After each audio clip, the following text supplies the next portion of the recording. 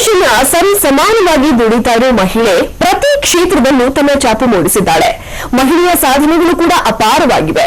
ಇಂತಹ ಸಾಧನೆಗಳ ಶಿಖರದ ಮಧ್ಯೆ ಅಂಧ ಮಹಿಳೆಯರ ತಂಡವೊಂದು ಹುಬ್ಬೇರಿಸುವ ಸಾಧನೆಗೆ ಸದ್ಯದಲ್ಲೇ ಸಾಕ್ಷಿಯಾಗಲಿದೆ.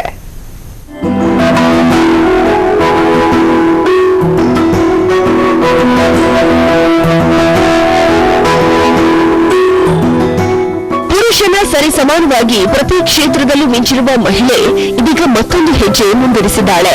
ಪ್ರಪ್ರಥಮ ಅಂಧ ಮಹಿಳಾ ಕ್ರಿಕೆಟ್ ತಂಡವೊಂದು ಶೀಘ್ರವೇ ರೆಡಿಯಾಗಲಿದೆ. ಅದರ ಮುಂದಾಳತ್ವವನ್ನ ಸಿಲಿಕಾನ್ ಸಿಟಿ ಮೂಲದ ಸಮರ್ಥನಂ ಸಂಸ್ಥೆ ವಹಿಸಿರುವುದು ಹೆಮ್ಮೆಯ ವಿಚಾರವಾಗಿದೆ. ಬಹಳ ಸಂತೋಷದ ಸುದ್ದಿ. ಯಾಕಂದ್ರೆ ನಾವು ಇದನ್ನ ಹಲವಾರು ವರ್ಷಗಳಿಂದ ಈ ಸುದ್ದಿ ಬರ್ಲಿ ಅಂತ ಹೇಳಿ ಕಾಯ್ತಾ ಇದ್ವಿ.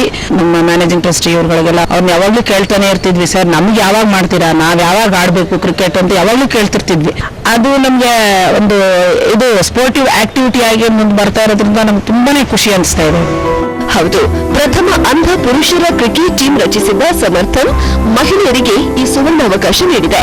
ಈ ಹಿನ್ನೆಲೆಯಲ್ಲಿ ಇನ್ನೆರಡು ದಿನಗಳಲ್ಲಿ ಅಧಿಕೃತ ಭಾರತ ಅಂಧ ಮಹಿಳೆಯರ ಕ್ರಿಕೆಟ್ ತಂಡ ರಚನೆಯಾಗಲಿದೆ. ಬಹಳ ವರ್ಷಗಳಿಂದ ಯೋಚನೆ ಮಾಡ್ತಾ ಇದ್ವಿ, ಹೆಣ್ಮಕ್ಳಿಗೆ ನಾವು ಕ್ರಿಕೆಟ್ ಪ್ರಮೋಟ್ ಮಾಡಬೇಕು. ಯಾಕಂದ್ರೆ ಅವರಲ್ಲೂ ಪ್ರತಿಭೆ ಇದೆ, ಅವರಲ್ಲೂ ಆಸಕ್ತಿ ಇದೆ. ಈಗ ಇಂಗ್ಲೆಂಡ್ ಮತ್ತು ನೇಪಾಳ ಎರಡು ತಂಡಗಳಿದ್ದಾವೆ blind women cricket. Pakistan ready ಆಗಿದೆ.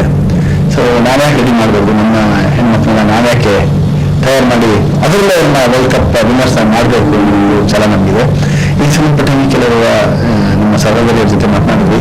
ಅವರು ಖಂಡಿತ ನಮಗೆ ಪ್ರೋತ್ಸಾಹ ಕೊಟ್ಟರೆ ನಾವು ಚೆನ್ನಾಗಿ ಆಡಿ ನಾವು ಕೂಡ ಇಂಡಿಯಾ ಪರವಾಗಿ ಪ್ರತಿನಿಧಿಸಿ ಇಂಡಿಯಾನ ಪ್ರೌಡ್ ಮಾಡ್ತೀವಿ ಅಂತ ಹೇಳಿ ನಮಗೆ ಹೇಳಿದ್ದಾರೆ.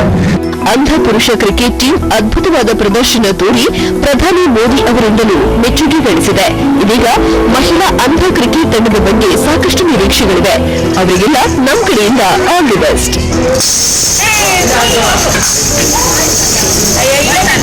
ಕ್ಯಾಮರಾ ಪರ್ಸನ್ ಕೊಂಡಯ್ಯ ಜೊತೆ ದೀಪ್ತಿ ತೋರ್ಪಾಡಿ, ETV ನ್ಯೂಸ್, ಬೆಂಗಳೂರು.